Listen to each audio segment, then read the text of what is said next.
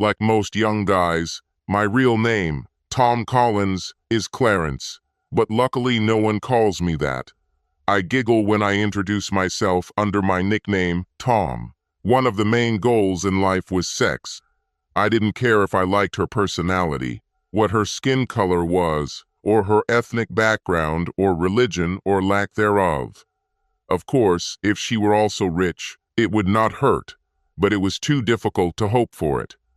Because I look good nature's merit, not mine. I am in good physical shape, this is my merit, and I was rich until I was disinherited at the age of 22 after graduating from college. This is my parents' merit, and only partly mine. I've never had a problem getting sex. For many years, mostly during and after college, I rated women solely on sex.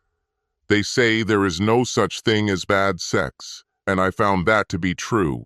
So I started my rating system with a 5 and took it to 10. I only found one woman who was a 10, and it almost killed me. To be honest, I knew she was married, and her husband, a 6-foot-tall, 130-kilogram weightlifter, missed me by less than a minute.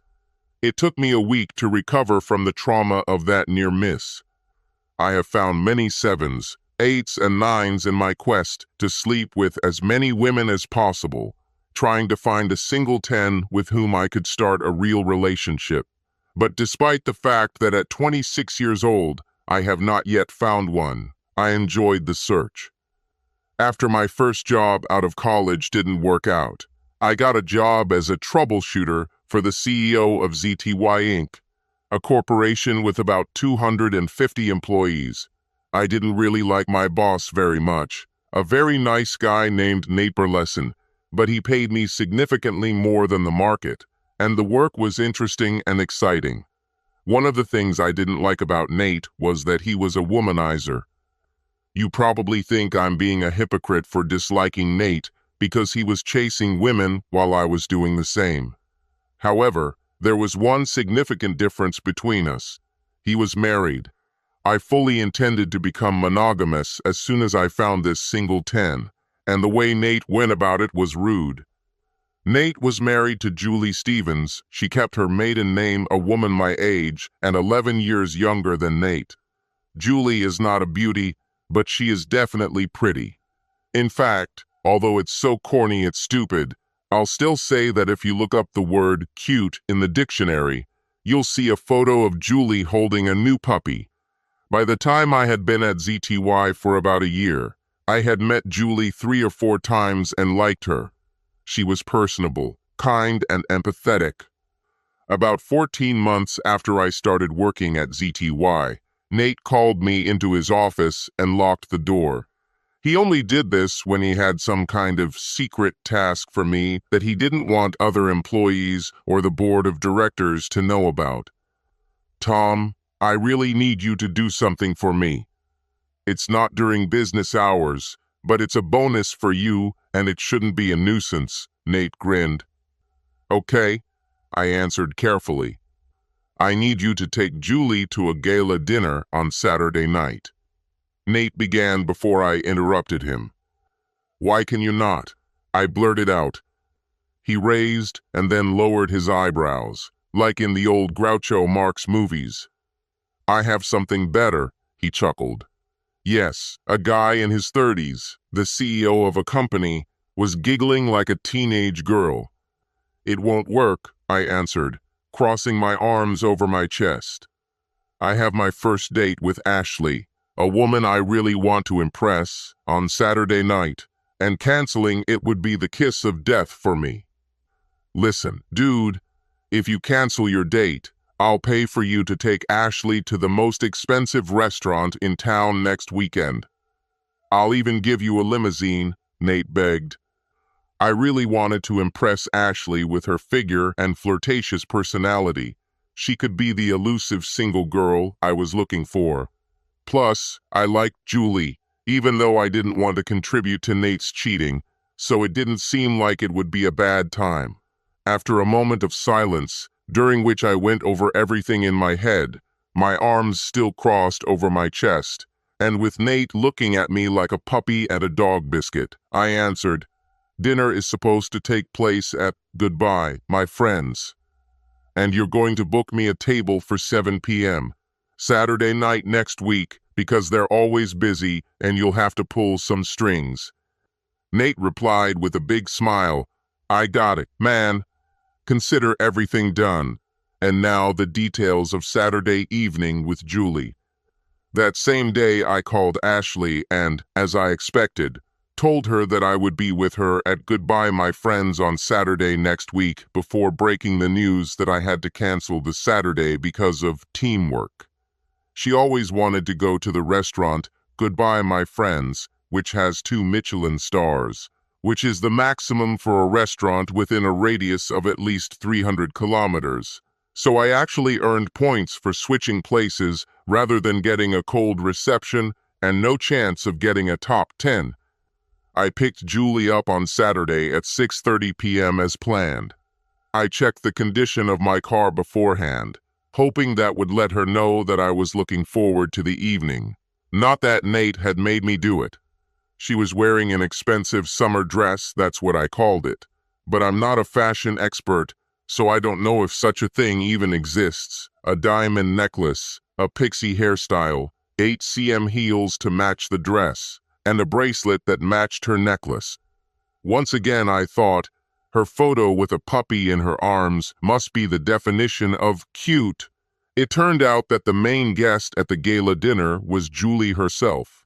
She's so modest that she didn't even tell me about it when I called to ask if I could take her to dinner since Nate wasn't smog, and didn't mention it in the car on the way there. She complimented me on how clean and fresh my car was and how much attention I paid to it.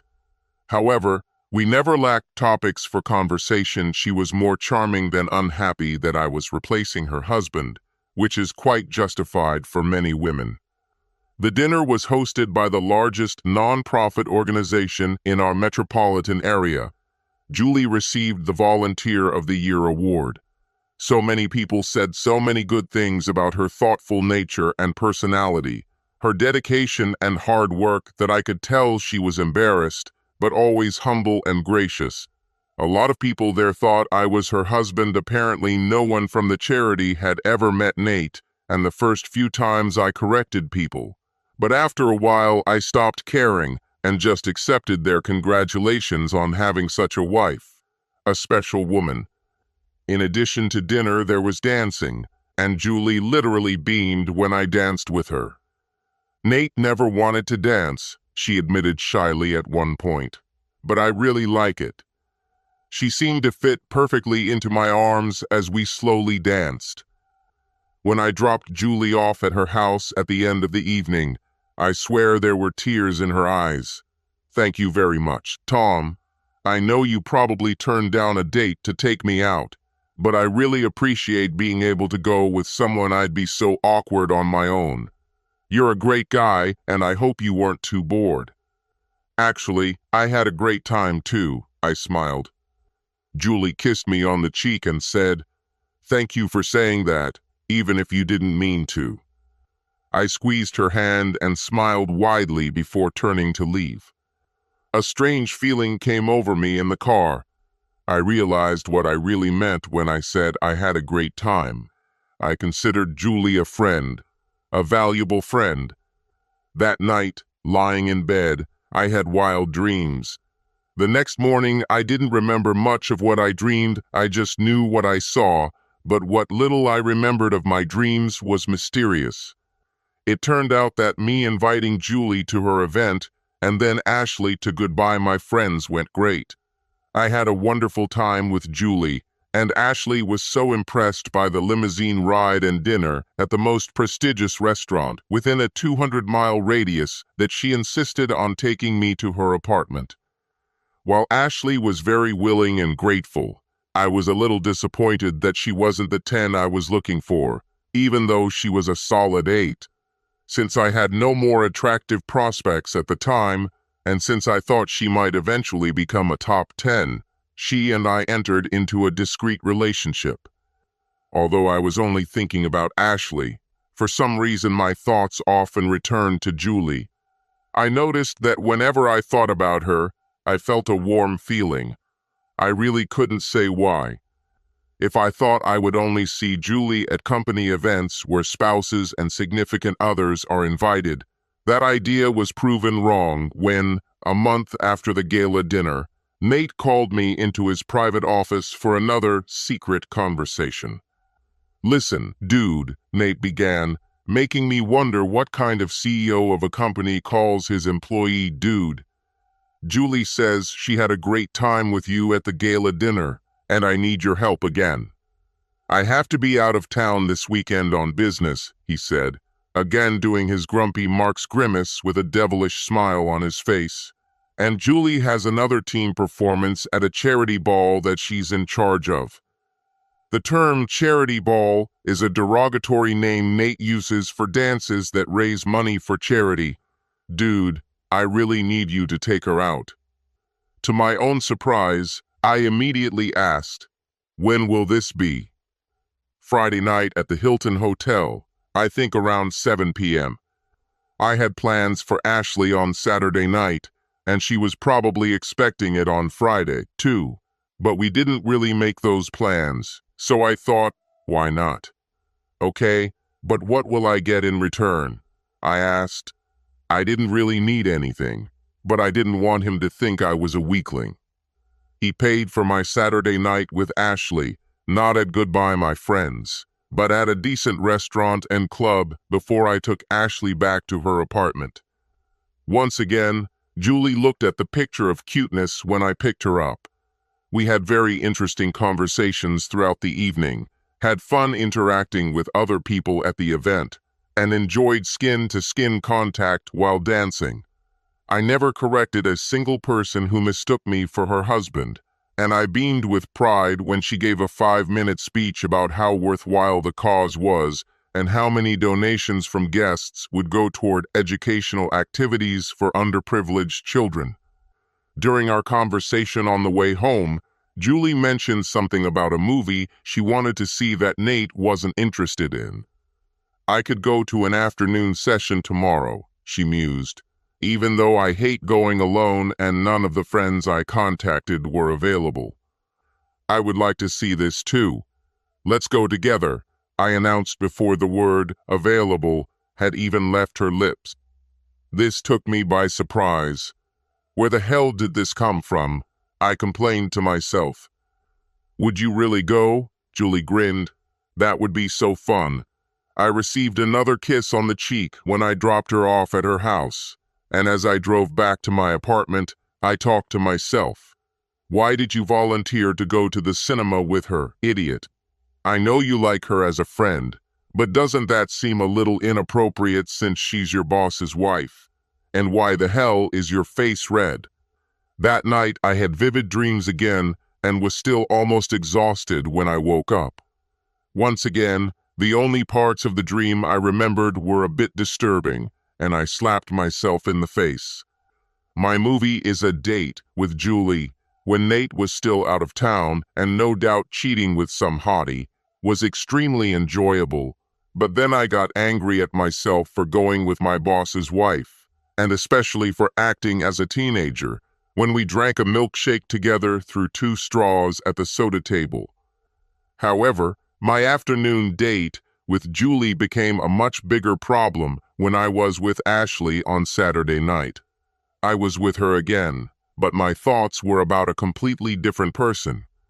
Over the next 3 months, I began to lead a strange life. I saw Julie at least once a week, often just over lunch on a weekday or while cycling or hiking on a Saturday afternoon. I really liked her, and it was clear that she liked me too. When I was with her, I felt a warm glow. I had never experienced anything like this before, and I did not have the intelligence, emotional strength, or experience to interpret it correctly. For some reason, even though Ashley wasn't someone I was interested in forging my first real long-term relationship, I really needed sex, and she was very agreeable, so I continued to date her, usually conducting 1 weekday evening and 1 or 2 weekend evenings at her apartment. Then a catastrophic event occurred. I had another closed-door meeting with Nate. When he told me he was leaving again that weekend, it was clear he was cheating with someone else, wench, and asked me to take Julie to her next charity event. This time, although I pretended that it was a big burden, I reluctantly agreed without any additional conditions. I agreed with Julie that I would pick her up at 6:30 p.m. on Friday. When I got to Julie's mini mansion at 6:25 p.m. and rang the doorbell, she answered in shorts and a tank top. I was puzzled. I thought it was a black tie event, I muttered, standing on the porch of her house in a tuxedo. Did I choose the wrong time and clothes? No, that's not true, Julie grinned. Come in. Our plans have changed.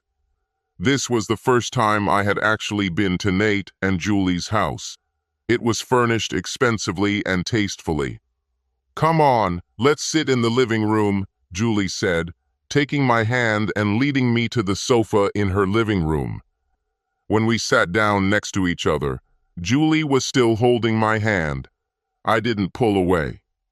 Tom, I think you and almost everyone who knows Nate well knows that he's cheating on me. This made my eyes widen.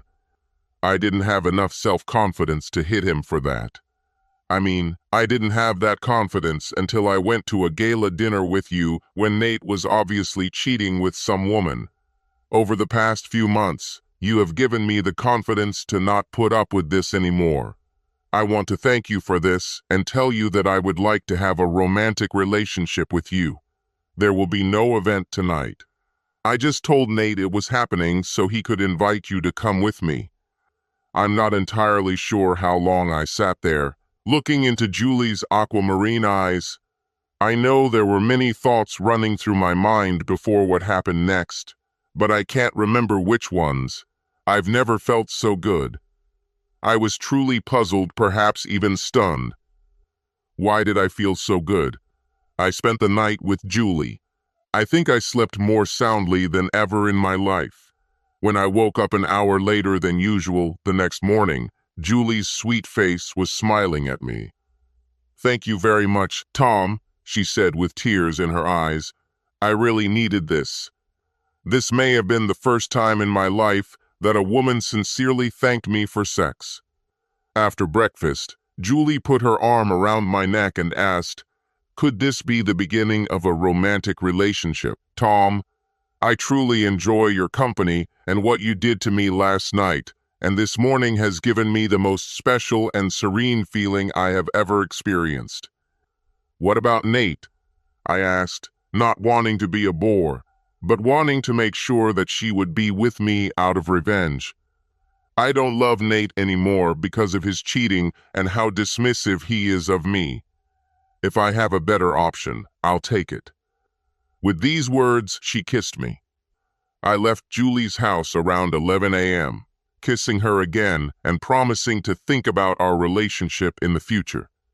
After I left Julie's house that Saturday morning, to say that I was confused would probably be the biggest understatement of my entire life. I couldn't sort out my feelings. I decided to call Jim Crowell, one of my classmates and best friends from college. We were probably the coolest guys on campus, and I was surprised when he got married 2 years after graduating from college. I went to his wedding and was surprised at how happy he seemed. It's not my favorite drink, though, Jim chuckled as he answered the call, apparently reading Tom Collins on his caller ID. We hadn't spoken in a couple of months, so we spent a good 10 minutes catching up. Then I got serious. Jim, I'm really confused. I need your opinion because I have never experienced such conflicting feelings before. As you know, I strive for perfect sex before marriage, but I met a woman who is physically no different from the ordinary, but when I am next to her, I feel really good. I don't know how to interpret this. I was about to say something else, but his laughter interrupted me. What the hell is so funny? I growled, outraged that he was laughing when I was being serious. Dumb bastard. Are you in love? That's what it feels like. You probably didn't have sex with her, but you made love to her, Jim chuckled. My brain froze. I don't know how long I was silent, but it was long enough for Jim to ask, "Are you still here, Tom?" Yes, I finally answered, although I was still only there physically and not mentally or emotionally. You've obviously never been in love before, you stupid bastard. I hope you didn't ruin your relationship with her by being stupid. But what about my desire to find sex that's 10 points? I muttered. This is such a stupid idea. I was sure that by now, you're 27 fucking years old, you'd be over it. Love's so much more important than sex that they aren't even in the same solar system. We chatted a little more, although I don't remember what we talked about, and then I sat motionless in my favorite chair, thinking in confusion. Finally, I came to my senses and called Julie. "Hello, Tom," came her joyful voice when she answered after the second ring. "Hello to you too, cutie," I also answered in a cheerful voice. "Tell me, when should Nate return?" "On Sunday afternoon," she answered. "Why do you ask?" "Can I take you out to dinner tonight and maybe we can cuddle after? Shall we hug?" She laughed. "I thought you had a date with Ashley today." After last night. Ashley may already be in the past." I called Ashley, lied about not feeling well, and asked her to cancel our date that night. I picked Julie up around 6 p.m. and we went to a regular restaurant. I watched her closely throughout dinner. I couldn't deny that whenever I looked at her, I felt warm and cozy. We took a leisurely stroll around a pristine lake in a local forest reserve to digest our dinner, holding hands like a couple of teenagers. Then we went to Julie's house. As we looked into each other's eyes, I said 3 words that I had never said to any woman before except my mother, sister, and grandmothers, but this was different. I love you. The smile on Julie's face lit up like a Christmas tree. I love you too, Tom. What are we going to do about it? We're going to express our love for each other tonight, and then we'll figure it out in the coming weeks. Sounds like a plan, she said before starting to giggle. That Sunday morning, as I drove home from Julie's, I threw out my sex evaluation system, concluding that it had been stupid from day one and that I was too naive to understand it. I didn't waste time telling Ashley either.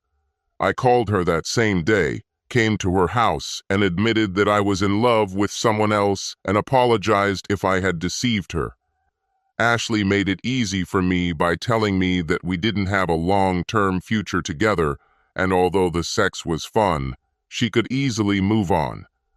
Over the next month, Julie and I saw each other as often as possible.